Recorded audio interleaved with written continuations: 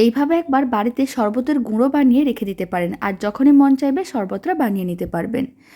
আর এই দারুণ স্বাদের শরবতের রেসিপিটা ভালো লেগে থাকলে চ্যানেলটি সাবস্ক্রাইব করে নেওয়ার অনুরোধ রইল। নমস্কার, আমি রুমি। আপনাদের সবাইকে আবারও একটা দারুণ স্বাদের রেসিপিতে স্বাগত। প্রথমে আমি নিয়েছি বেশ কিছুটা পরিমাণ পুদিনা পাতা। খুব ভালো করে জল দিয়ে ধুয়ে তারপর একটু শুকনো করে নিয়েছিলাম, মানে জল যেন না থাকে। তারপর একটা মিক্সির জারের মধ্যে নিয়ে নিতে হবে, আর দিয়ে দিলাম 150 গ্রামের মতন চিনি।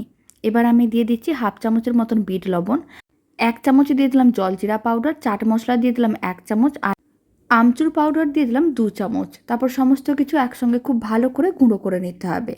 সমস্ত কিছু খুব ভালো করে গুঁড়ো করা হয়ে গেছে, আর শরবতের মিশ্রণটাও রেডি হয়ে গেছে। তারপরে গ্লাস নিতে হবে, আর এইভাবে শুকনো মিশ্রণটা দিয়ে দিতে হবে। আর ঠান্ডা জল দিয়ে ভালো করে মিশিয়ে নিলেই দারুণ স্বাদের শরবতটা একেবারেই রেডি। বাড়িতে বানিয়ে দেখতে পারেন, খেতেও বেশ ভালো হয়।